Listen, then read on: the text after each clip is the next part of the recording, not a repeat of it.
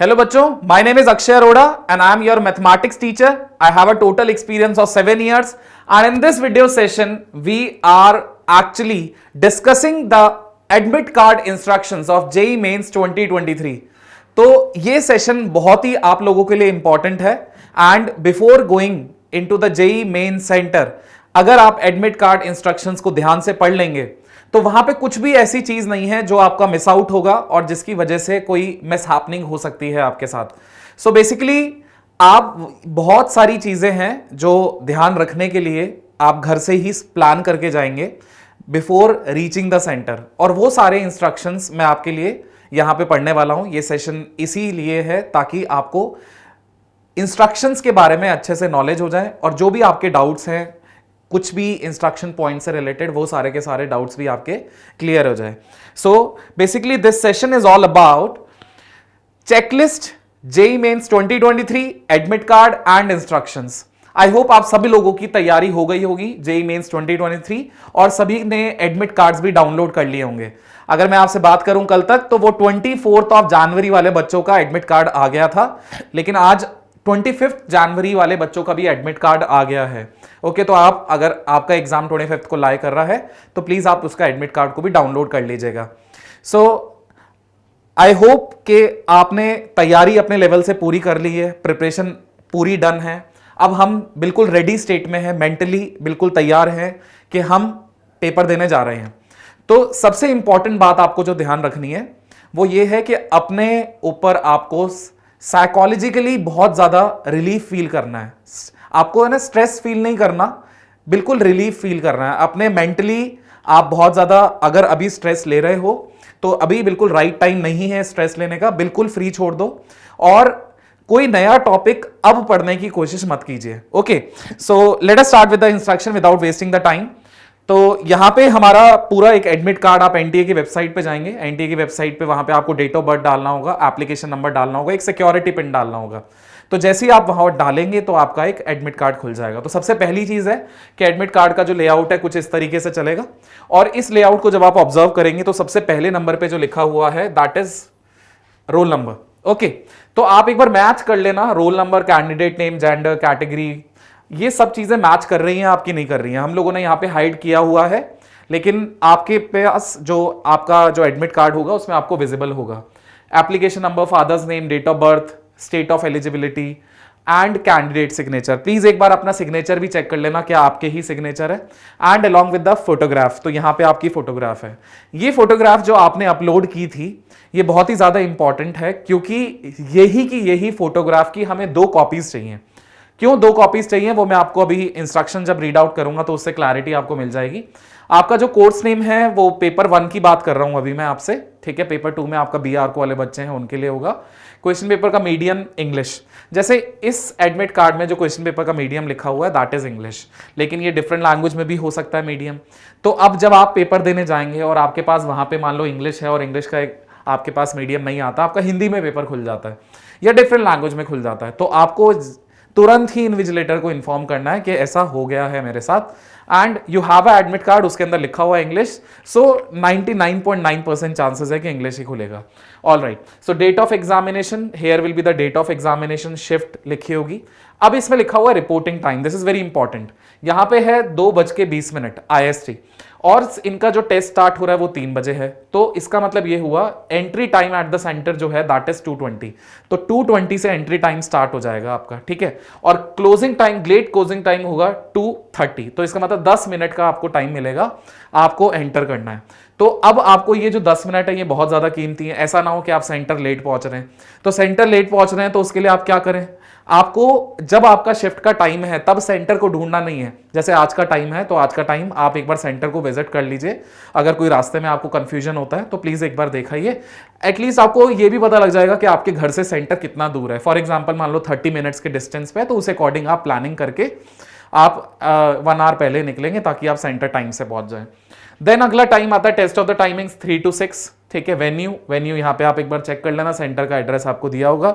Google maps पे कई बार ऐसा होता है कि हम अपने सेंटर की लोकेशन देखते हैं तो हमें कहीं और पहुंचा देता है।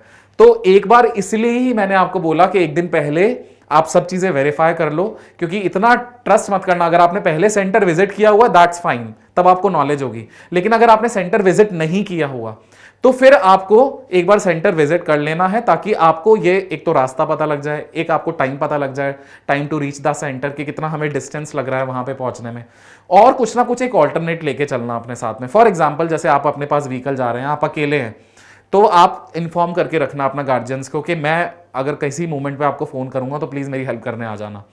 अच्छा, ध्यान रखने वाली बात यह है कि आप अपने गैजेट्स लेके जाते हैं अगर सेंटर में, तो सेंटर के अंदर अलाउड नहीं है। इनफैक्ट बाहर भी कहीं रखने की जगह नहीं मिलेगी आपको।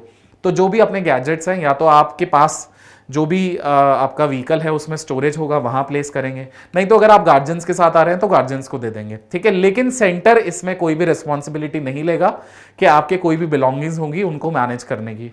ऑल राइट, सबसे पहला है सेल्फ डिक्लेरेशन। ये सेल्फ डिक्लेरेशन ये कोविड के लिए है। यहाँ पे आपका नाम है, hereby declare that I have read the instructions, guidelines की मैंने सारी पढ़ ली है।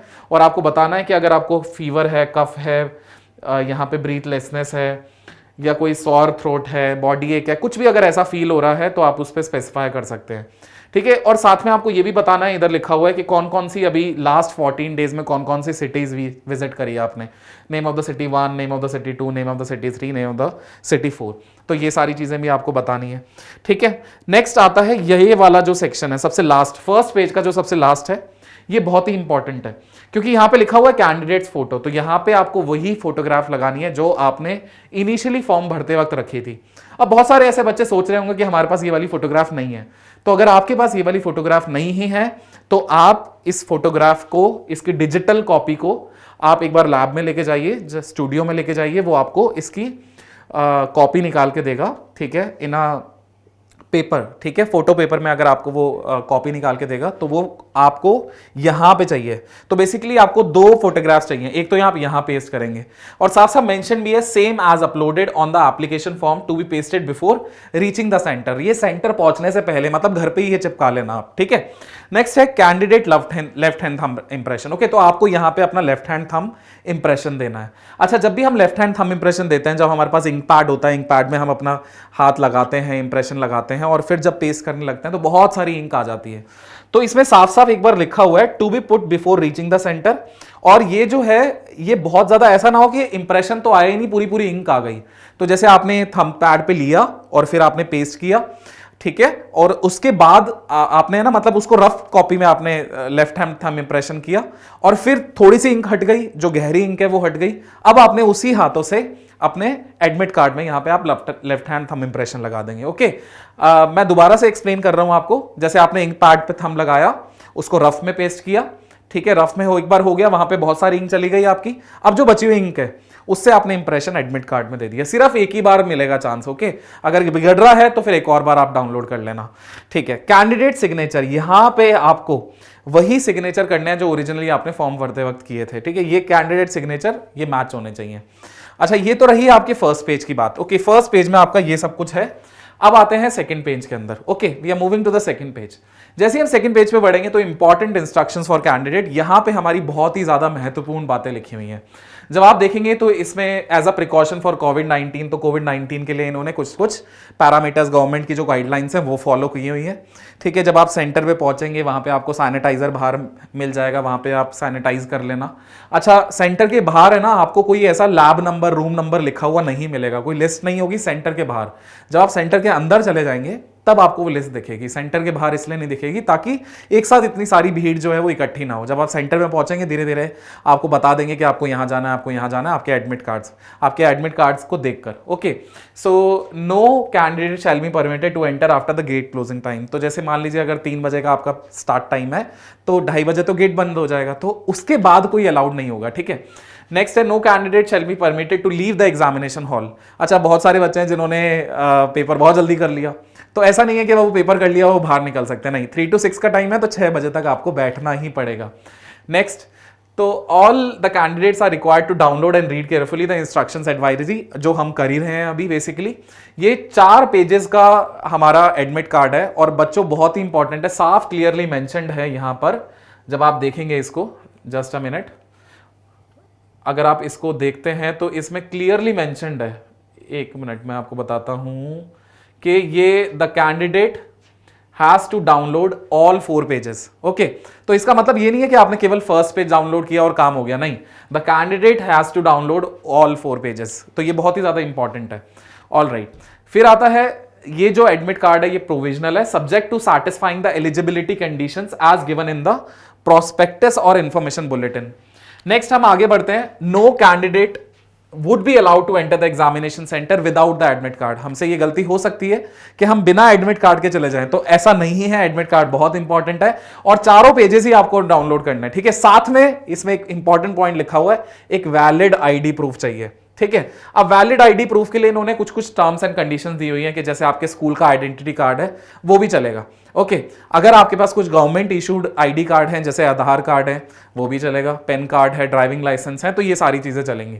उसके बाद इन्होंने यहां पे क्लियरली मेंशन किया हुआ है candidates will be permitted to carry only the following these things.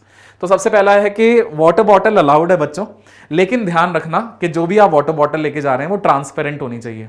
Second thing, आपको हैंड सैनिटाइजर अलाउड है 50 ml तक का, ठीक है। ऐसा ना हो कि बहुत बड़ी बॉटल लेके जा रहे हो, छोटा सा 50 ml का आता है वो वाला अलाउड है, okay. Simple transparent ball point. तो एक तो पेन आता है आपका जो ट्रांसपेरेंट नहीं होता, जिसके अंदर क्या है वो दिखता नहीं है। एक ट्रांसपेरेंट होता है बिल्कुल, ठीक है, जो ऐसा समझ लो 5 और सेलो ग्रिपर आता है, 5 और 10 रुपीज का आता है ट्रांसपेरेंट वाला, सिर्फ वो वाला बॉल पेन आपके लिए अलाउड है। जेल पेन में नहीं, बॉल पेन लिखा हुआ है। All right, the candidate the admit card along with self declaration. तो इसमें जब हमने यहाँ पे फर्स्ट पेज में आपको दिखाया था सेल्फ डिक्लेरेशन, तो ये जो एडमिट कार्ड है इसमें सेल्फ डिक्लेरेशन होना चाहिए, तभी वो सेंटर में आपको घुसने देंगे। ऐसा नहीं है वहां जाके आप कर रहे हो, बिफोर रीचिंग द सेंटर ही आपको ये सारा सेल्फ डिक्लेरेशन घर से करके आना है। ओरिजिनल वैलिड आईडी प्रूफ चाहिए, एडिशनल पासपोर्ट साइज फोटोग्राफ। तो आपका क्या होगा कि एक अटेंडेंस शीट, जब आप एग्जाम दे रहे होंगे तो एक अटेंडेंस शीट रोल अप हो रही होगी, इन्विजिलेटर रोल कर रहा होगा पूरे रूम में, और उस अटेंडेंस शीट में आपको अपना साइन करना है। मोरओवर आपको उधर अपनी फोटोग्राफ भी पेस्ट करनी है, ठीक है। तो अब एक फोटोग्राफ तो यहां लगेगी आपकी एडमिट कार्ड में पेज नंबर 1 पे, और दूसरी फोटोग्राफ आपकी वहां लगेगी जब आप एग्जाम अपीयर कर रहे होंगे, तो अटेंडेंस शीट होगी, अटेंडेंस शीट में भी वहां पे भी फोटोग्राफ। अच्छा, ये जो 2 फोटोग्राफ्स आप लेके जाएंगे ये सेम होनी चाहिए जो ऑलरेडी पेस्टेड है। अगर आपके पास नहीं है तो मैं दोबारा से रिपीट कर रहा हूं, अभी उसकी कॉपी लो और लैब वाले के पास जाओ और वो सेम की सेम कॉपी आपको निकाल के देगा फोटो पेपर पे। All right, so before reaching the centre candidate must enter the required details in the self declaration. ये मैं आपके साथ कर लिया। अच्छा, put the thumb impression at the appropriate place. ऐसा नहीं है कहीं भी आपने थंब इंप्रेशन कर दिया, एट द अप्रोप्रिएट प्लेस ही आपको डालना है, okay. Candidate must carry any one of the authorised photo ID. ये जो फोटो आईडी है इन्होंने साफ साफ क्लियर मेंशन कर दिया है, must be original, valid and non expired. कई हमारी आईडीज होती हैं वो कुछ ना कुछ एक वैलिडिटी होती है, उस वैलिडिटी की एक्सपायरेशन हो जाती है, तो ऐसा ना हो, एक्सपायर्ड आईडी नहीं होनी चाहिए। स्कूल आइडेंटिटी कार्ड चलेगा, पेन कार्ड चलेगा, ड्राइविंग लाइसेंस चलेगा, ओके। स्कूल आइडेंटिटी कार्ड भी ऐसा नहीं कि आप एक्सपायर्ड मतलब लास्ट ईयर वाला यूज कर रहे हो, नहीं।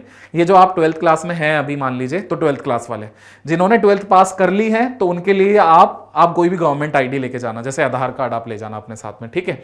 पीडब्ल्यूडी कैंडिडेट्स मतलब फिजिकली डिसेबल्ड कैंडिडेट्स हैं, जिन्होंने फॉर्म में लिखा है कि हम फिजिकल डिसेबल्ड कैंडिडेट्स हैं, तो उनको कुछ ना कुछ रिलैक्सेशन मिलता है, तो उनको कुछ एक्स्ट्रा टाइम मिलता है। वो एक्स्ट्रा टाइम तभी मिल पाएगा जब उनके पास उस फिजिकली डिसेबल होने का उनके पास प्रूफ होगा। ऐसे ही जिन बच्चों ने लिखा कि उनको स्क्राइब चाहिए, उनको लिखने वाला चाहिए, तो स्क्राइब के भी फिर डॉक्यूमेंट्स लगेंगे, उसकी आईडी लगेगी, उसके क्वालिफिकेशन के डॉक्यूमेंट्स लगेंगे स्क्राइब के भी। ऑल राइट, तो इस चीज का भी आपको ध्यान रखना है। अगला जो टेस्ट है ना, ड्राइंग टेस्ट है बेसिकली। तो बहुत सारे ऐसे बच्चे हैं जिन्होंने ना पार्ट ये ड्राइंग टेस्ट भी दिया, मतलब जेईई मेंस का पेपर के साथ साथ अगला जो टेस्ट है वो बीआर का है। तो उस ड्राइंग टेस्ट में है ना कलर जो है, कलर बॉक्स मतलब वाटर कलर्स अलाउड नहीं है, ठीक है। बाकी वाटर कलर्स अलाउड नहीं है, इसमें सबसे इंपॉर्टेंट यही पॉइंट लिखा हुआ है कि candidates are not allowed to use the water colour on the drawing sheet and the candidate must bring their own geometry box. So अगले वाले में ज्योमेट्री बॉक्स पूरा का पूरा अलाउड है। सबसे इंपॉर्टेंट बात इसके अंदर यह भी लिखी हुई है, शूज और footwear with thick soles and garments with large button. जैसे मान लीजिए ये टी शर्ट है मेरा, इसमें बहुत ही छोटा सा बटन है, लेकिन बहुत सारे ऐसे गारमेंट्स आते हैं हमारे जिसमें बहुत बड़े बड़े बटन्स होते हैं। तो बहुत बड़े बड़े बटन्स हैं वो मत पहन के जाना, क्योंकि मेंशन्ड है यहाँ पे, अगर पहन के जाओगे तो फ्रिस्किंग बहुत होगी, चेकिंग बहुत होगी उसकी, ठीक है। अब जैसे शूज है, वुडलैंड के शूज आते हैं, बहुत थिक सोल्स के आते हैं, मोटे मोटे सोल्स होते हैं उनके, तो वैसे शूज मत पहन के जाना, क्योंकि अगर आप पहन के जाओगे फिर वो उतरवा लेंगे या फिर वो चेकिंग बहुत गजब की करेंगे, जिससे आपका टाइम खराब होगा। तो बेसिकली जैसे स्नीकर्स आते हैं, या फिर मान लो आपके पास घर में स्लीपर्स हैं तो वो स्लीपर्स ही पहन के चले जाओ, जिससे कोई शक ही ना हो उनको कि आप कुछ ऐसा कर भी रहे हो। इनफैक्ट आप कर भी नहीं रहे हो क्योंकि आपने पढ़ाई की है। All right, next important point है 6 blank paper sheets for the rough work. आपकी ही डेस्क पे जब आप जाओगे, डेस्क पे पहुंचोगे तो आपके पास ऑलरेडी वहां पे 6 ब्लैंक पेपर्स चाहिए होंगे। इफ इन केस अगर आपको और भी चाहिए, वैसे तो कोशिश करना एक्स्ट्रा मांगने की जरूरत ही नहीं पड़े, और पड़ेगी भी नहीं जब आप आराम से मैनेज करके लिखोगे स्पेस को। लेकिन अगर मान लो और जरूरत पड़ती है तो फिर आप इन्विजिलेटर को कॉल आउट करके एक्स्ट्रा शीट ले सकते हैं। All right, duly filled in admit card, ये तो मैं बार बार बोल रहा हूं कि एडमिट कार्ड में जो इंस्ट्रक्शंस पहले से ही बिफोर रीचिंग द सेंटर है वो भर के जानी है, उसके लिए कोई ऑल्टरनेटिव नहीं है। No candidate should adopt any unfair means, और बहुत ही इंपॉर्टेंट बात है कि हमारा इस पे फ्यूचर है, हमारा करियर है, इस पे कोई भी ऐसा अनफेयर मीन आप जरूर चेक कर लेना जब आप सेंटर पे जा रहे हो। उससे पहले आपके कोई बैग में आपके साथ कोई टी शर्ट में, कोई शर्ट में, कोई आपकी जीन्स में कोई भी पेपर नहीं होना चाहिए, है ना, जिससे कोई ऐसा लगे उनको कि कोई अनफेयर मीन अडॉप्ट कर रहे हो आप, ऐसा नहीं होना चाहिए।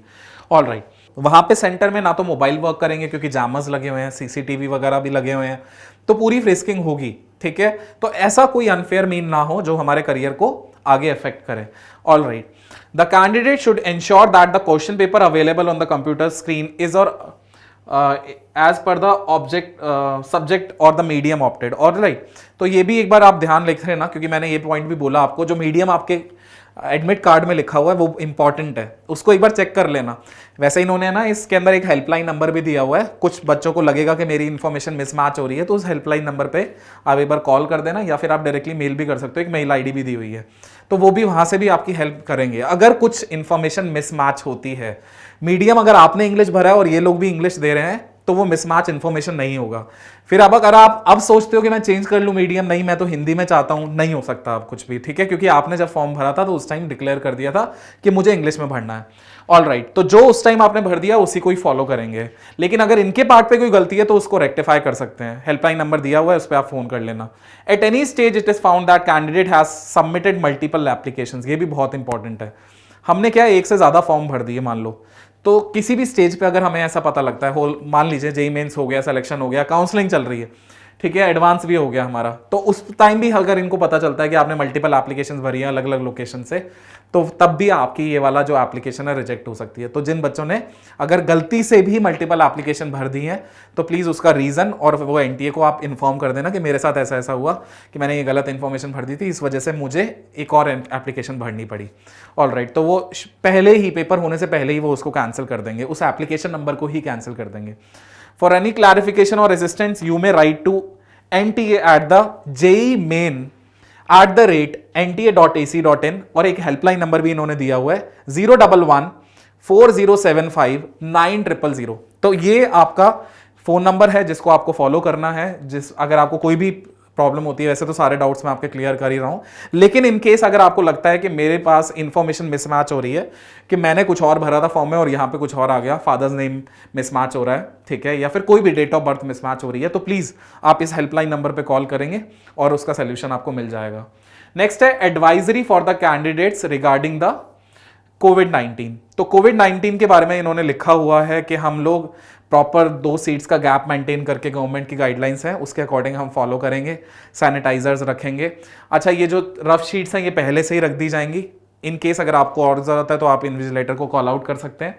और रिपोर्टिंग टाइम पे ही पहुंचना, क्योंकि रीजन भी इन्होंने दिया, क्योंकि सोशल डिस्टेंसिंग को फॉलो करते हुए धीरे धीरे हम बच्चों को अंदर भेजेंगे, एक साथ नहीं, मतलब ये समझ लो कि बीच में सोशल डिस्टेंसिंग रखते हुए बच्चों को यहाँ पे एंट्री मिलेगी। थर्मोगन से इनका सभी बच्चों का आप लोगों का स्कैन होगा, body temperature, in case body temperature ज़्यादा निकल जाता है, ठीक है, मान लीजिए नून शिफ्ट है और धूप बहुत तेज़ है, तो आपका बॉडी टेम्परेचर ज़्यादा आ गया, स्ट्रेस की वजह से ज़्यादा आ गया, तो आपको घबराने की ज़रूरत नहीं है, बस आपका एक रूम डिफरेंट हो जाएगा।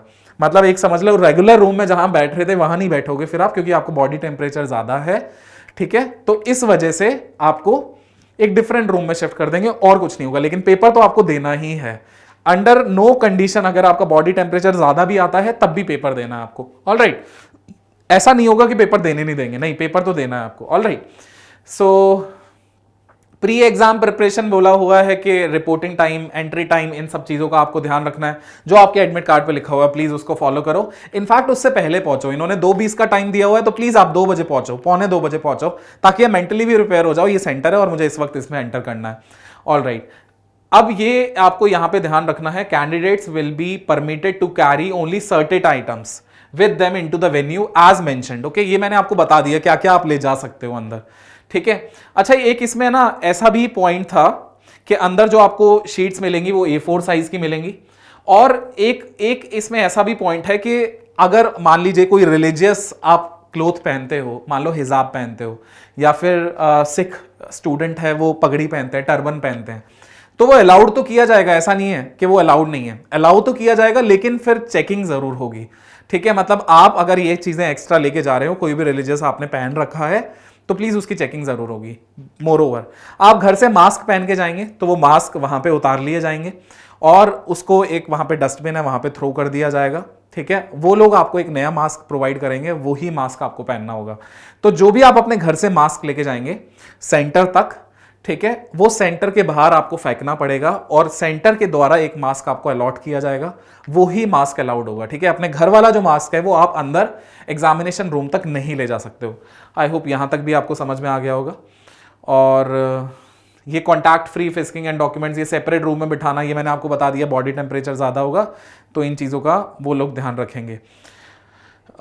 ये जब भी टेस्ट स्टार्ट होगा तो वो सैनिटाइजेशन कर देंगे, मतलब ताकि आप लोग कोविड-19 की वजह से कुछ भी आपको प्रॉब्लम ना हो। On completion of the test the candidate is, ठीक है, ये बोला है इन्होंने कि कोई भी अगर जैसे मान लो आपका टेस्ट कंप्लीट हो जाता है तो जब तक टाइम खत्म नहीं होता तब तक स्टे वहीं पे रुके रहना, और जैसे ही टाइम खत्म होता है उसके बाद ऑर्डरली निकलना है। ऐसा नहीं कि आप रश में निकल रहे हो, बिल्कुल ऑर्डरली सोशल डिस्टेंसिंग का ध्यान रखते हुए आपको बाहर निकलना है।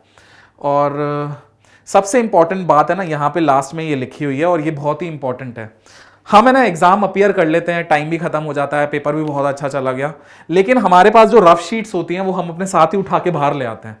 अगर आपसे ये गलती हो गई, रफ शीट्स आप बाहर ले आए, एडमिट कार्ड अगर आप बाहर ले आए, तो बहुत बड़ी प्रॉब्लम हो सकती है। आपको रफ शीट्स और एडमिट कार्ड्स को वहीं पे अंदर सेंटर पे डस्टबिन में डाल के आना पड़ेगा। डस्टबिन भी नहीं होगा, वो बेसिकली एक बिन देंगे आपको, वहां पे आपको ये डालना होगा। सो साफ साफ लाइन एक मेंशन्ड है, candidate must drop the admit card and the rough sheets in the drop box. Drop box बनाएंगे वो after displaying to the staff available, मतलब स्टाफ अवेलेबल को बताना होगा next to the drop box, staff वहीं पे खड़ा भी होगा। While leaving the examination centre, examination centre ऐसे नहीं छोड़ना, मतलब पहले आपको ये ड्रॉप बॉक्स वहां पे बना होगा, वहां पे रफ शीट्स को भी डालना होगा और एडमिट कार्ड को भी डालना होगा। ये बहुत ही इंपॉर्टेंट लाइंस है, इसको शीट को गलती से भी हाथ में मत ले आना, नहीं तो इन्होंने बोला है disqualification from the exam, exam disqualify हो जाएगा अगर आप रफ शीट साथ में ले आए। ऑल राइट, लास्ट पॉइंट इन्होंने ये दिया हुआ है, important instruction for the candidate, ये ऑलरेडी मैंने आपको बता दिया है। एडवाइजरी फॉर द कैंडिडेट आपका ये पेज नंबर 3 था। Important instruction for candidate page number 2। Page number 1 में इंफॉर्मेशन चेक कर लेना, ये सेल्फ डिक्लेरेशन है, इसको जरूर भर देना। और यही आपका 4 पेजेस का आपका बनेगा। एक पेज और है इसके अंदर, बेसिकली उस पेज के अंदर लिखा हुआ है आधार से रिलेटेड। तो बहुत सारे ऐसे बच्चे हैं जिन्होंने एंड टाइम पे जब वो फॉर्म भर रहे थे तो उस वक्त उन्होंने आधार अटैच नहीं किया था, तो जिन लोगों ने भी आधार उस वक्त अटैच नहीं किया था तो उनके लिए एक क्लोजर फॉर्म है। चाहे आपने आधार अटैच कर दिया, स्टिल यहां पे एक क्लोजर फॉर्म दिया हुआ है।